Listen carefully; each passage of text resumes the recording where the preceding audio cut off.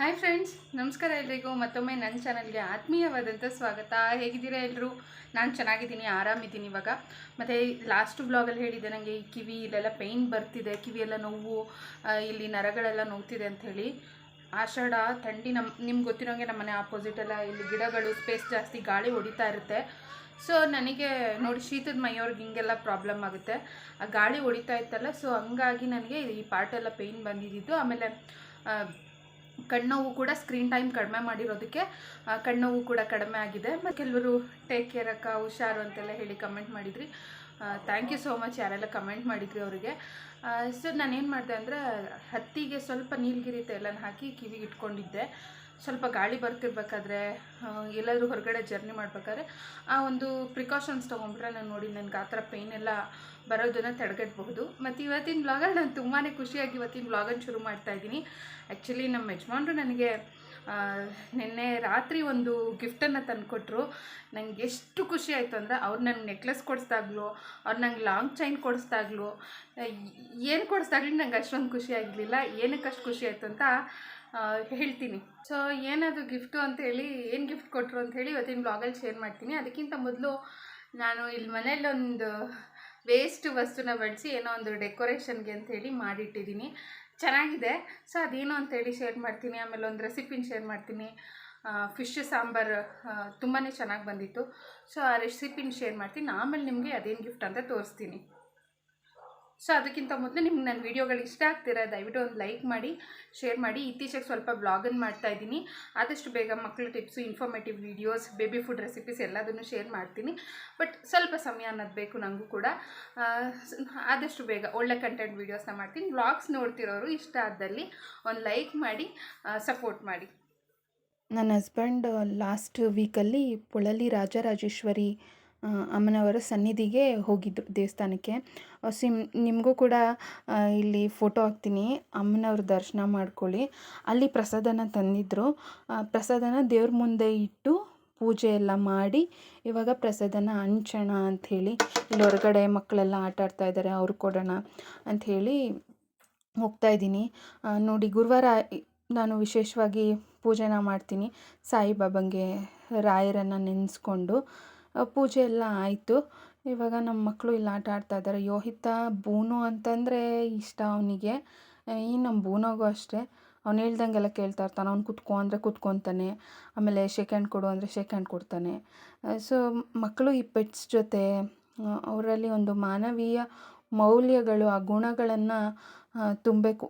Usually washing machine use ಮಾಡ್ತೀವಿ ಅಂತಂದರೆ ಈ ಬಟ್ಟೆಗಳನ್ನ ವಾಶ್ ಮಾಡೋಕ್ಕೆ ಲಿಕ್ವಿಡ್ಸ್ನ ತಂದೆ ತರ್ತೀವಲ್ವ. ಸೊ ನಾನು ಇತ್ತೀಚೆಗೆ ಏರಿಯಲ್ನ ಯೂಸ್ ಮಾಡ್ತಾಯಿದ್ದೀನಿ, ಇಲ್ಲಾಂದರೆ ಸರ್ಫ್ ಎಕ್ಸೆಲ್ ಯೂಸ್ ಮಾಡ್ತೀನಿ. ನೋಡಿ ಫ್ರೆಂಡ್ಸ್, ಈ ಡಬ್ಬಗಳು ಬೇಕಾದಂಗೆ ತೊಗೊಂಬರ್ತಾ ಇರ್ತೀವಿ, ಖಾಲಿ ಆಗ್ತಿರುತ್ತೆ, ಬಿಸಾಡ್ತಾ ಇರ್ತೀವಿ. ಸುಮ್ಮನೆ ಬಿಸಾಡೋದಕ್ಕಿಂತ ಏನಾದರೂ ಇದರಿಂದ ಯೂಸ್ ಆಗೋವಂಥ ಥಿಂಗ್ಸನ್ನು ಮಾಡೋಣ ಅಂಥೇಳಿ ಮಾಡ್ತಾಯಿದ್ದೀನಿ. ಇವಾಗ ಇದನ್ನು ನೋಡಿ, ಈ ಸೈಡಲ್ಲೆಲ್ಲ ಈ ಕ್ಯಾಪ್ ಥರ ಇರುತ್ತಲ್ಲ, ಸೊ ಅದನ್ನು ಲೂಸ್ ಮಾಡಿಕೊಂಡ್ರೆ ಮೇಲಿನ ಕ್ಯಾಪನ್ನು ತೆಗೆದು ಬಿಡ್ಬೋದು. ಮತ್ತು ಈ ಮೇಲ್ ಸ್ಟಿಕ್ಕರ್ ಇರುತ್ತಲ್ಲ, ಸೊ ಕಂಪ್ನಿದು, ಸೊ ಆ ಸ್ಟಿಕ್ಕರನ್ನು ಕೂಡ ತೆಗ್ದಿದ್ದೀನಿ. ಅದೇನು ಒಂಥರ ಸ್ಟಿಕ್ಕಿ ಆಗಲ್ಲ, ಸುಲಭವಾಗಿ ಬಿಡಿಸ್ಬಹುದು. ನೋಡಿ, ಕ್ಯಾಪನ್ನು ಕೂಡ ಅಷ್ಟೇ ಸುತ್ತ ಲೂಸ್ ಮಾಡ್ಕೊಬೇಕು, ಸ್ವಲ್ಪ ಕೇರ್ಫುಲ್ಲಾಗಿ ತೆಗಿಬೇಕು. ಸುತ್ತ ಲೂಸ್ ಮಾಡಿಕೊಂಡ್ರೆ ನೋಡಿ ಈ ಥರ ಬಂದುಬಿಡುತ್ತೆ, ಸುಲಭವಾಗಿ ತೆಗಿಬಹುದು. ಕೆಲವೊಂದು ವಸ್ತುಗಳನ್ನ ವೇಸ್ಟ್ ಅಂತ ಹೇಳಿ ಬಿಸಾಕ್ಬಿಡ್ತೀವಿ. ಬಿಸಾಕೋ ಬದಲು ಬಳಸಿ ಅದರಿಂದ ನಾವು ಏನಾದರೂ ಮಾಡಿದ್ರೆ ನಮ್ಗೆ ಎಷ್ಟು ಖುಷಿ ಇರುತ್ತೆ ಅಂದರೆ, ಮನಸ್ಸಿಗೆ ಒಂಥರ ನಾನು ಮಾಡಿದ್ದು ಅಂಥೇಳಿ ಖುಷಿ ಇರುತ್ತೆ. ವೇಸ್ಟ್ ಆಗೋದು ಕೂಡ ತಪ್ಪುತ್ತೆ. ಅದನ್ನು ವೇಸ್ಟಿಂದ ಯೂಸ್ ಆಗೋವಂಥ ಥಿಂಗನ್ನು ಮಾಡಿಕೊಂಡ್ರೆ ಮನೇಲಿ ಒಂಥರ ಚೆನ್ನಾಗಿ ಕಾಣುತ್ತೆ ಕೂಡ.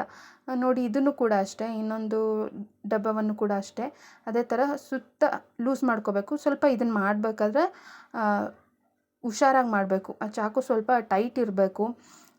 ಸುತ್ತ ಲೂಸ್ ಮಾಡಿಕೊಂಡ್ರೆ, ಒಂಚೂರು ಕಟ್ ಮಾಡಿಕೊಂಡ್ರೆ ನೋಡಿ ಹಿಂಗೆ ತಿರುಗಿಸಿದ್ರೆ ಮುಚ್ಚಳ ಕೂಡ ಬಂದುಬಿಡುತ್ತೆ. ಇವಾಗ 2 ಡಬ್ಬಗಳನ್ನೂ ಕೂಡ ಈ ಥರ ನೋಡಿ ಸ್ಟಿಕ್ಕರ್ನ ತೆಗೆದು ಮುಚ್ಚಳನ ತೆಗೆದಿಟ್ಕೊಂಡಿದ್ದೀನಿ. ಇವಾಗ ಇದಕ್ಕೆ ನೀವು ಬೇಕಿದ್ರೂ ಪೇಂಟಿಂಗನ್ನು ಯೂಸ್ ಮಾಡ್ಬೋದು. ನಾನು ಇರೋದಲ್ಲೇ ಏನಾದರೂ ಬಳಸಿ ಯೂಸ್ ಆಗೋವಂಥ ಥಿಂಗ್ ಮಾಡೋಣ ಅಂಥೇಳಿ ನನ್ನ ಹತ್ರ ನೇಲ್ ಪಾಲಿಶ್ ಇತ್ತು, ನೇಲ್ ಪಾಲಿಷ್ನ ತೊಗೊಂಡಿದ್ದೀನಿ. ನಿಮಗೆ ಯಾವ ಡಿಸೈನ್ ಬೇಕಿದ್ರೂ ನೀವು ನಿಮ್ಗಿನ್ನೂ ಕ್ರಿಯೇಟಿವ್ ಆಗಿ ಮಾಡೋಕ್ಕೆ ಬರುತ್ತೆ ಅಂತಂದರೆ ಇನ್ನೂ ಕ್ರಿಯೇಟಿವ್ ಆಗಿ ಮಾಡ್ಕೋಬೋದು. ನಾನಿಲ್ಲಿ ಸಿಂಪಲ್ಲಾಗಿ ಈ ಥರ ಪಿಂಕ್ ಕಲರ್ ನೇಲ್ ಪಾಲಿಷ್ನ ತೊಗೊಂಡು ಈ ಥರ ಡಿಸೈನನ್ನು ಬರ್ಕೋತಾ ಇದ್ದೀನಿ ಸುತ್ತಲೂ ಕೂಡ. ನೋಡಿ ಎಷ್ಟು ಚೆನ್ನಾಗಿ ಕಾಣುತ್ತೆ ಅಂಥೇಳಿ. ಇನ್ನು ಹತ್ರ ಕೂಡ ನೀವು ಡ್ರಾ ಮಾಡ್ಕೋಬೋದು, ಇನ್ನು ಕ್ರಿಯೇಟಿವ್ ಆಗಿ ಕೂಡ ಡ್ರಾ ಮಾಡ್ಕೋಬೋದು. ಎಷ್ಟು ಚೆನ್ನಾಗಿ ನೀವು ಡ್ರಾ ಮಾಡ್ಕೋತೀರ ನೋಡಿ ಅಷ್ಟು ಚೆನ್ನಾಗಿ ಕಾಣುತ್ತೆ. ಸೊ ನಾನು ಸ್ವಲ್ಪ ದೂರನೇ ಮಾಡ್ಕೊಂಡಿದ್ದೀನಿ. ಇನ್ನು ಹತ್ರ ಮಾಡಿಕೊಂಡ್ರೆ ಇನ್ನೂ ಸ್ವಲ್ಪ ಡಿಸೈನ್ ಎಲ್ಲ ಇನ್ನೂ ಚೆನ್ನಾಗಿ ಮಾಡೋಕ್ಕೆ ಬರುತ್ತೆ ಅಂತನೋರು ಇನ್ನೂ ಚೆನ್ನಾಗಿ ಮಾಡಿಕೊಂಡ್ರೆ ಚೆನ್ನಾಗಿರುತ್ತೆ. ನೋಡಿ ಈ ಡಬ್ಬಕ್ಕೆ ಈ ಥರ ನಾನು ಡಿಸೈನ್ ಮಾಡ್ಕೊಂಡಿದ್ದೀನಿ. ಮತ್ತು ಸ್ವಲ್ಪ ಶೈನಿಂಗ್ ಇತ್ತು silver colour nail polish. So ಅದನ್ನು ಯೂಸ್ ಮಾಡಿ ಈ ಥರ ಡಿಸೈನ್ ಮಾಡ್ಕೋತಾ ಇದ್ದೀನಿ. ಒಂಥರ ಶೈನಿಯಾಗಿ ಕಾಣುತ್ತೆ. ಇನ್ನೊಂದು ಡಬ್ಬಕ್ಕೆ ಈ ಥರ ಸಿಂಪಲ್ಲಾಗಿ ಈ ಥರ ಮಾಡ್ಕೊಂಡಿದ್ದೀನಿ. ಫುಲ್ ಬೇಕಿದ್ರೆ ಫುಲ್ ಡಬ್ಬನೇ ಪೇಂಟಿಂಗ್ ಕೂಡ ಮಾಡ್ಕೋಬಹುದು. ಇವಾಗ ಇದಕ್ಕೆ ನೀರನ್ನು ಹಾಕ್ಕೊಂಡಿದ್ದೀನಿ ನಾನು. ಇವಾಗ ಇದರೊಳಗಡೆ ನೋಡಿ ಮನೆಯಲ್ಲಿ ಇಂಡೋರ್ ಪ್ಲ್ಯಾಂಟ್ಸ್ ನೆಡೋದು ಕೆಲವ್ರಿಗೆ ತುಂಬ ಖುಷಿ ಕೊಡುತ್ತೆ. ಅದಷ್ಟೇ ಅಲ್ಲದೆ ಮನೇಲಿ ಮನಿ ಪ್ಲ್ಯಾಂಟನ್ನು ಇಟ್ಟರೆ ಒಳ್ಳೆಯದು ಕೂಡ ಅಂತ ಹೇಳ್ತಾರೆ. ಸೊ ನಮಗೆ ಅದೃಷ್ಟ ಅನ್ನೋದು ಬರುತ್ತೆ ಅಂತ ಹೇಳ್ತಿರ್ತಾರೆ. ಒಟ್ಟಿನಲ್ಲಿ ಈ ಹಸ್ರನ್ನು ಕಂಡಾಗ ಕಣ್ಣು ತಂಪಾಗೋದಂತೂ ನಿಜ.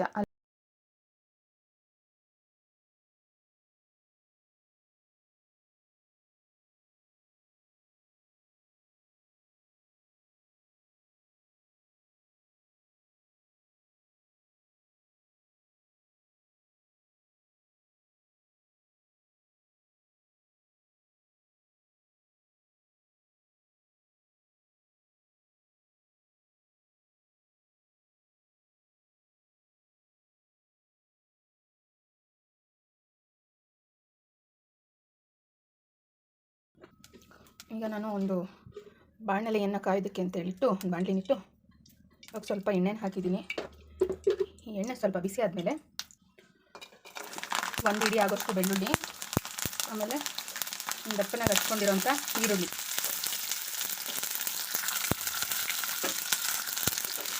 ಇದೆರಡನ್ನೂ ಸ್ವಲ್ಪ ಬಾಡಿಸ್ಕೋಬೇಕು.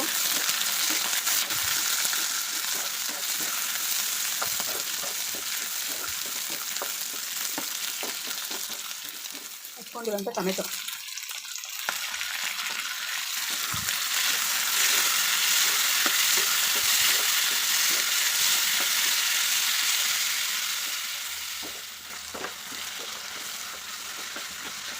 ಟೊಮೆಟೊ ಎಲ್ಲ ಸ್ವಲ್ಪ ಸಾಫ್ಟ್ ಆಗಿದೆ. ಇವಾಗ ಇದ್ರ ಜೊತೆಗೆ ಸಾಂಬಾರು ಪುಡಿ ನಾವು ಮನೆಯಲ್ಲೇ ಮಾಡ್ಕೊತೀವಿ ವರ್ಷಕ್ಕೆ ಆಗೋಷ್ಟು.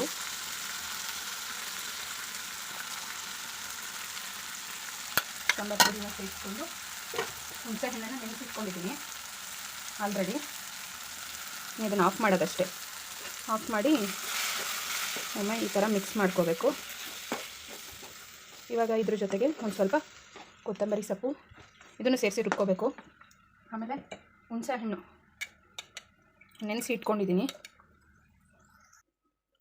ಈಗ ಮಿಕ್ಸರ್ ಜಾರ್ಗೆ ಫಸ್ಟು ತೆಂಗಿನಕಾಯಿ ತುರಿನ ಹಾಕಿ ನುಣ್ಣಕ್ಕೆ ರುಬ್ಕೊಳ್ತೀನಿ.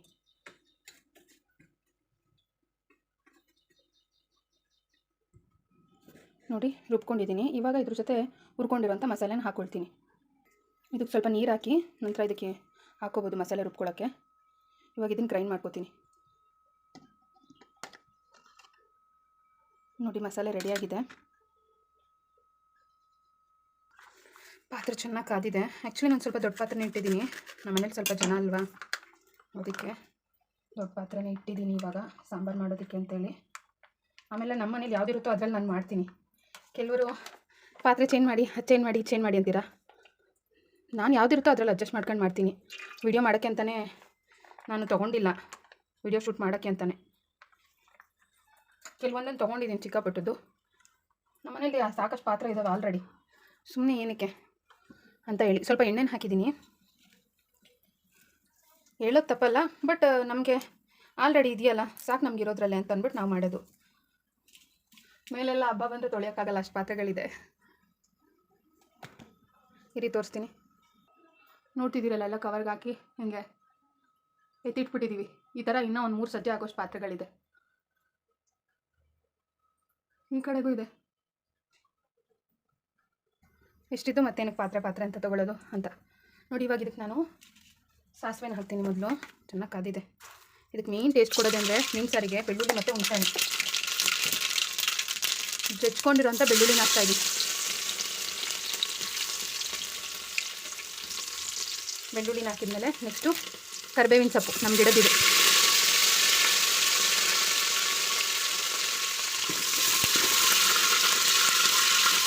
ಸ್ವಲ್ಪ ಬೆಳ್ಳುಳ್ಳಿ ಫ್ರೈ ಆಗಲಿ.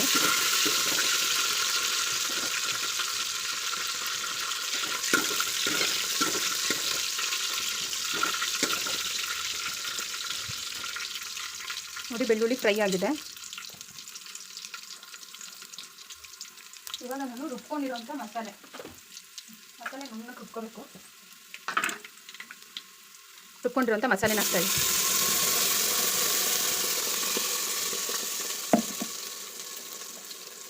ಸ್ವಲ್ಪ ನೀರನ್ನು ಮಿಕ್ಸ್ ಮಾಡಿ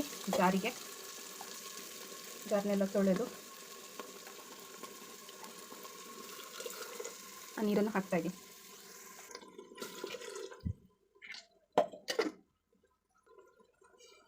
ಸಾಂಬಾರಿಗೆ ಎಷ್ಟು ಬೇಕು ನೀರು ಕನ್ಸಿಸ್ಟೆನ್ಸಿ ಈಗಲೇ ನೋಡ್ಕೊಂಡು ಆ ಪ್ರಮಾಣದಲ್ಲಿ ಸ್ವಲ್ಪ ನೋಡಿ. ಸ್ವಲ್ಪ ಗಟ್ಟಿ ಆಯಿತು. ಆಮೇಲೆ ಕುದೀತಾ ಇನ್ನೂ ತೆಳು ಆಗುತ್ತೆ. ಇನ್ನೊಂದು ಸ್ವಲ್ಪ ವಾಟರ್ನ ಆ್ಯಡ್ ಮಾಡ್ತೀನಿ.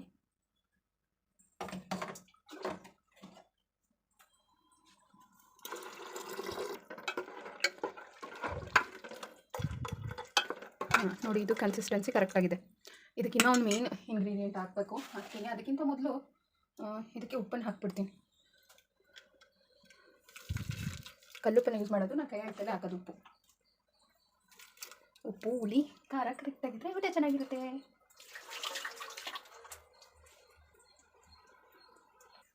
ನೋಡಿ ಸಾಂಬಾರು ಕುದಿ ಬರ್ತಾ ಇದೆ. ಇವಾಗ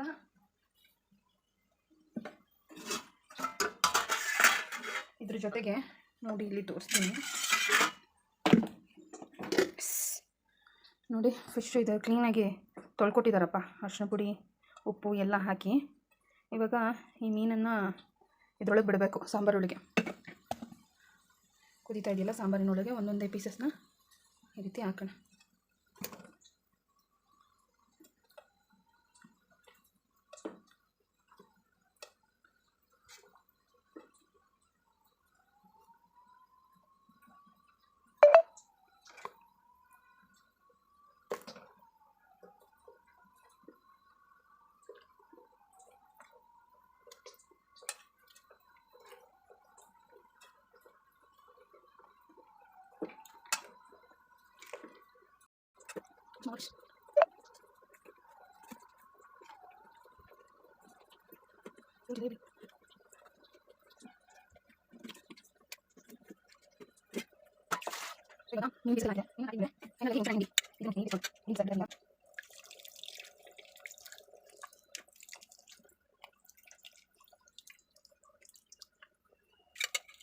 ಎಷ್ಟು ಚೆನ್ನಾಗಿ ಹುಳಿ ಬಿಡ್ತೀವಿ ಅಷ್ಟು ಚೆನ್ನಾಗಿ ಬರುತ್ತೆ ಮೀನು ಸಾರು.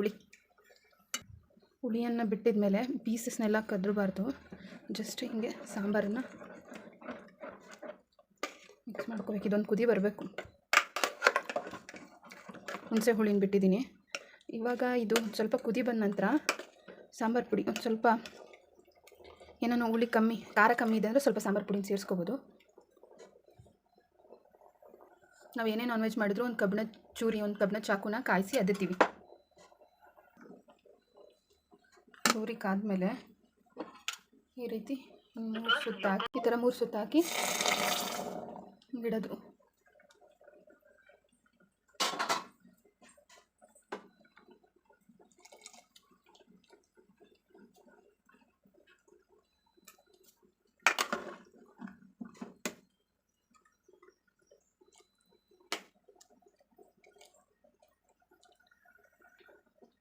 ಸಖತ್ತಾಗಿದೆ ಮೀನು ಸಾರು. ಹುಳಿ ಅಂತೂ ಸೂಪರಾಗಿದೆ.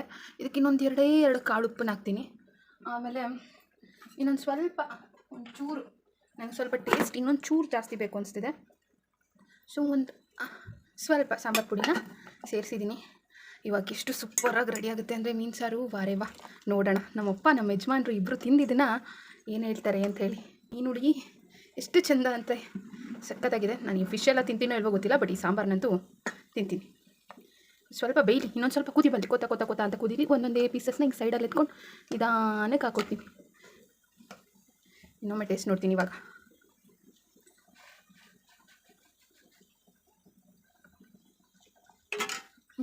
ಸೂಪರ್, ಅಮೇಝಿಂಗ್, ಎಕ್ಸಲೆಂಟ್, ಸಖತ್ತಾಗಿದೆ. ಮನೆಯವರು ನಮ್ಮಪ್ಪ ತಿಂದು ಏನು ಹೇಳ್ತಾರೆ ನೋಡ್ಬೇಕು. ನಾನು ಈಗ ಮುದ್ದೆಗೆ ಇಡ್ತೀನಿ. ಒಂದು ಕಡೆ ಅನ್ನಕ್ಕೆ ಇಟ್ಟಿದ್ದೀನಿ, ಇವಾಗ ಇನ್ನೊಂದು ಕಡೆ ಮುದ್ದೆ ಮಾಡ್ತೀನಿ.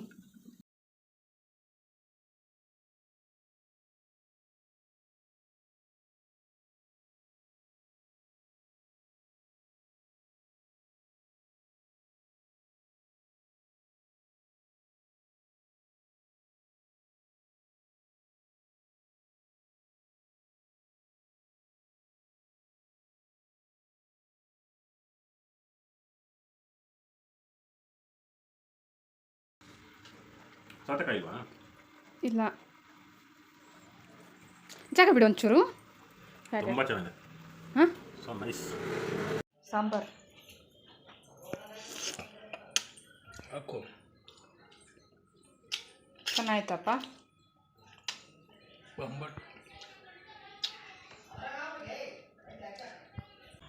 ಸೊ ಫ್ರೆಂಡ್ಸ್, ಇವತ್ತಿನ ವ್ಲಾಗ್ ಶುರು ಮಾಡಿದಾಗಲೇ ನಿಮ್ಗೆ ಗಿಫ್ಟು ತೋರಿಸಿರ್ತೀನಿ, ಏನು ಗಿಫ್ಟು ಅಂತ ಅಂದ್ಕೊಂಡೆ. ಸೊ ತೋರಿಸ್ತೀನಿ ರೀ ಏನು ಗಿಫ್ಟ್ ಅದು ಅಂತ. ಸೊ ಮೊದಲು ಇದನ್ನು, ಈ ಗಿಫ್ಟನ್ನು ಓಪನ್ ಮಾಡ್ತೀನಿ.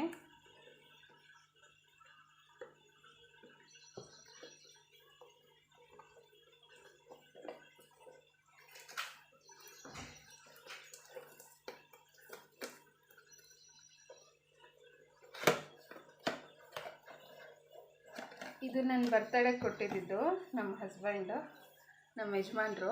ನೆಕ್ಸ್ಟ್ ಆ ಗಿಫ್ಟನ್ನು ತೋರಿಸ್ತೀನಿ. ನೋಡಿ, ಇಲ್ಲಿ ಅಪ್ಪು ಸರ್ದು ಫೋಟೋ ಇದೆ. ಸೊ ನನಗೆ ಅಪ್ಪು ಸರ್, ಪುನೀತ್ ರಾಜ್ಕುಮಾರ್ ಅವರಂತಂದರೆ ತುಂಬಾ ಇಷ್ಟ. ಅವರು ಬಾಲ್ಯದಲ್ಲಿ ಮಾಡಿರೋಂಥ ಮೂವೀಸ್ ಆಗ್ಬೋದು, ಚೈಲ್ಡ್ಹುಡ್ಡಲ್ಲಿ ಭಾಗ್ಯವಂತ ಆಗಿರ್ಬೋದು, ಬೆಟ್ಟದ ಹೂ ಆಗಿರ್ಬೋದು, ಆ ಮೂವೀಸ್ನೆಲ್ಲ ನೋಡಿಕೊಂಡು ಬೆಳೆದಿದ್ದು ನಾವು. ನಾನು ಅವ್ರ ಪ್ರತಿಯೊಂದು ಫಿಲಮ್ನು ನೋಡಿದ್ದೀನಿ. ನಮ್ಮ ಮದುವೆ ಆದಮೇಲಂತೂ ನಮ್ಮ ಯಜಮಾನ್ರು ಅವ್ರ ಫಿಲಮ್ನ ಫಸ್ಟ್ ಡೇ ಫಸ್ಟ್ ಶೋ ಯಾವುದೇ ಕಾರಣಕ್ಕೂ ಮಿಸ್ ಮಾಡ್ತಿರ್ಲಿಲ್ಲ.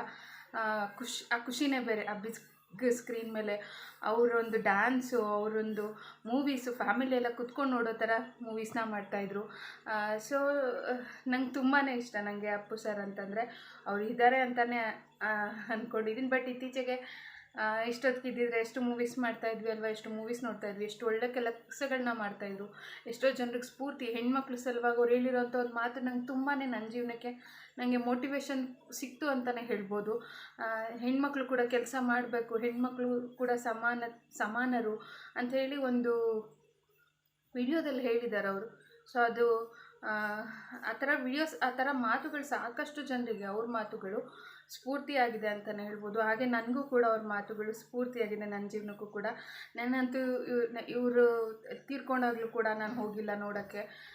ನನಗೆ ಅವ್ರನ್ನ ಆ ಥರ ನೋಡಬೇಕು ಅಂತ ಅನಿಸಿಲ್ಲ. ಹಂಗಿದ್ದಿದ್ರೆ ಇನ್ನೂ ಇಷ್ಟು ಜನ ಫ್ಯಾನ್ಸ್ ಅಲ್ಲಿರ್ತಿದ್ರು. ಆಮೇಲೆ ನಾನು ಸಮಾಧಿ ಹತ್ರನೂ ಕೂಡ ಹೋಗಿಲ್ಲ. ನಮ್ಮ ಸಮಾಧಿ ಅಂತ ಹೇಳೋಕ್ಕೆ ಇಷ್ಟಪಡಲ್ಲ, ಅದೊಂದು ದೇವಸ್ಥಾನ ಅಂತ ಹೇಳೋಕ್ಕೆ ಇಷ್ಟಪಡ್ತೀನಿ. ಯಾಕಂದರೆ ಅಲ್ಲಿ ಈ ದೇವರಿದ್ದಾರೆ.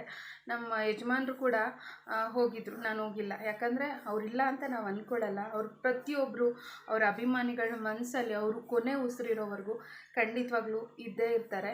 ಸೊ ಸಾವಿಲ್ಲದೆ ಇರೋವಂಥ ಪರಮಾತ್ಮ ಅವರು. ಸೊ ಈ ಗಿಫ್ಟನ್ನು ಕೊಟ್ಟಿದ್ರು ನನ್ನ ಬರ್ತಡೆಗೆ. ಮತ್ತು ಈ ಕಡೆ ನೋಡಿ, ಈ ಕಡೆ ನಮ್ಮದು ಫ್ಯಾಮಿಲಿ ಫೋಟೋನ ಹಾಕ್ಸಿದ್ದಾರೆ. ಈ ಕಡೆ ಅಪ್ಪು ಸರ್ದು ಇದನ್ನು ಕೊಟ್ಟಿದ್ರು. ಬಟ್ ನಾನು ಇದನ್ನು ಕಾಫಿ ಕುಡಿಯೋಕ್ಕೆ ಅದಕ್ಕೆಲ್ಲ ಏನಕ್ಕೂ ಯೂಸ್ ಮಾಡಲ್ಲ. ಇದೇ ಥರ ಕ್ಲೀನಾಗಿ ಪ್ಯಾಕ್ ಮಾಡಿ ಅವ್ರಿಗೆ ಹೇಗೆ ಕೊಟ್ಟಿದ್ರು ಹಾಗೆ. ನನ್ನ ಮಕ್ಕಳು ಎಲ್ಲಾದರೂ ಸ್ವಲ್ಪ ತುಂಚನ ಜಾಸ್ತಿ ಇಲ್ಲೆಲ್ಲಾದರೂ ಇಟ್ಟರೆ ಏನಾದರೂ ಬೀಡ್ಸ್ ಬಿಟ್ಟಾರೋ ಅಂಥೇಳಿ ಹೀಗೆ ಹೇಗೆ ಕೊಟ್ಟಿದ್ರು ಹಾಗೆ ಈಗ ಪ್ಯಾಕ್ ಮಾಡಿ ಹೀಗೆ ಹುಷಾರಾಗಿ ಇದನ್ನು ಲೈಫ್ ಲಾಂಗ್ ಇಟ್ಕೊತೀನಿ. ಇದೊಂದು ಗಿಫ್ಟ್ ಆದರೆ, ನಾನು ನಿನ್ನೆ ರಾತ್ರಿ ತಂದುಕೊಟ್ರು ಒಂದು ಗಿಫ್ಟು. ನನಗೆ ಕಣ್ಣಲ್ಲಿ ನೀರು ಬಂತು ಆ ಗಿಫ್ಟನ್ನ ನೋಡಿ. ನನ್ನ ಲೈಫಲ್ಲೇ ನನಗೆ ಅದೊಂದು ತುಂಬ ಒಳ್ಳೆ ಗಿಫ್ಟ್ ಅಂತ ಹೇಳೋಕ್ಕೆ ಇಷ್ಟಪಡ್ತೀನಿ. ಏನು ಅಂತ ತೋರಿಸ್ತೀನಿ ರೀ. ಸೊ ನೋಡಿ ಫ್ರೆಂಡ್ಸ್, ಅಪ್ಪು ಸರ್ದು ಈ ಫೋಟೋನ ತಂದುಕೊಟ್ಟಿದ್ದಾರೆ. ನನಗೆ ಇದನ್ನು ಕೈಯಲ್ಲಿ ಹಿಡಿದ್ರೇ ನನಗೆ ಎಷ್ಟು ಸಂತೋಷ ಆಗ್ತಿದೆ, ನೀವು ನೋಡ್ತಿರ್ಬೋದು. ತುಂಬಾ ಖುಷಿ ಆಯಿತು ನನಗೆ ಅವ್ರು ಈ ಗಿಫ್ಟನ್ನು ಕೊಟ್ಟಿದ್ದು. ಬಿಕಾಸ್ ಯಾವುದಾದ್ರು ವಿಡಿಯೋ ನೋಡಿದಾಗ ಅವರು ಮೂವೀಸ್ನ ಮಿಸ್ ಮಾಡ್ಕೋತಾ ಇದ್ದೀವಿ. ಅವ್ರ ಮೂವೀಸ್ ಎಷ್ಟು ಖುಷಿಪಟ್ಟು ನೋಡ್ತಾ ಇದ್ವಿ. ಬಟ್ ಅಂಥದ್ರಲ್ಲಿ ನನಗೆ ಪ್ರತಿದಿನ, ಯಾಕಂದರೆ ಈ ಗಿಫ್ಟ್ ಕೊಟ್ಟಿದ್ರಲ್ಲ, ನಾನು ಇದನ್ನು ಪ್ರತಿದಿನ ನನಗೆ ನೋಡೋಕ್ಕಾಗ್ತಿರ್ಲಿಲ್ಲ.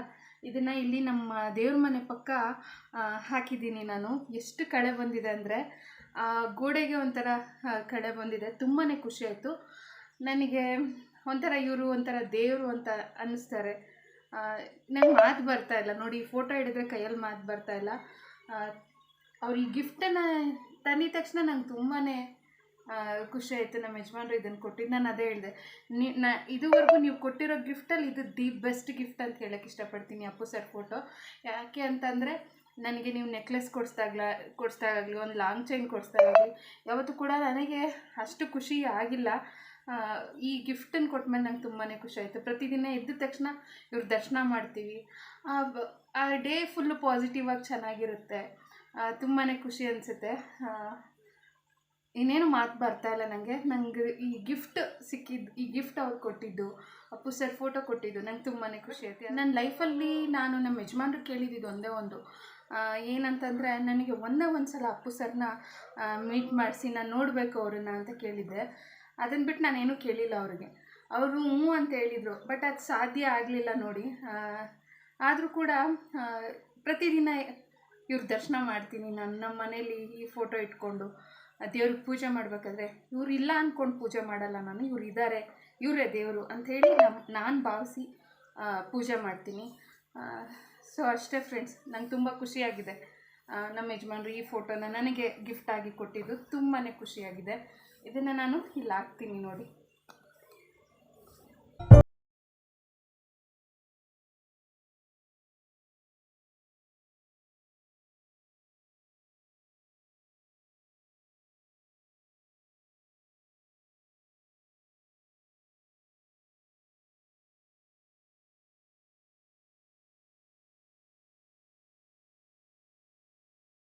ಸೊ ನನಗೆ ಸಿಕ್ಕಿರೋಂಥ ಬೆಸ್ಟ್ ಗಿಫ್ಟ್ ಇದೆ. ಸೊ ನಂಗೆ ತುಂಬಾ ಖುಷಿಯಾಗಿದೆ. ಸೊ ನಿಮ್ಗೇನು ಅನಿಸ್ತು ಅಂಥೇಳಿ ಕಮೆಂಟನ್ನು ಮಾಡಿ. ಓಕೆ ಫ್ರೆಂಡ್ಸ್, ಇವತ್ತಿನ ವ್ಲಾಗನ್ನು ಇಲ್ಲಿಗೆ ಮುಗಿಸ್ತೀನಿ. ಮುಂದಿನ ವೀಡಿಯೋದಲ್ಲಿ ನಾನು ಆದಷ್ಟು ಬೇಗ ಮತ್ತೆ ಬರ್ತೀನಿ ಅಂತ ಹೇಳ್ತಾ, ಇಷ್ಟೊತ್ತು ತಮ್ಮೆಲ್ಲರ ಒಂದು ಅಮೂಲ್ಯವಾದ ಸಮಯವನ್ನು ನೀಡಿ ಈ ವ್ಲಾಗನ್ನು ನೋಡಿದ್ದಕ್ಕೆ ನಿಮ್ಮೆಲ್ಲರಿಗೂ ತುಂಬ ಹೃದಯದ ಧನ್ಯವಾದಗಳು. Thank you so much. ಮತ್ತು ನನಗೆ ಗಿಫ್ಟ್ ಕೊಟ್ಟಿದ್ದಕ್ಕೆ ನಮ್ಮ ಯಜಮಾನ್ರಿಗೆ ತುಂಬ ಥ್ಯಾಂಕ್ಸ್ ಹೇಳೋಕ್ಕೆ ಇಷ್ಟಪಡ್ತೀನಿ ಇವತ್ತಿನ ವ್ಲಾಗಲ್ಲಿ.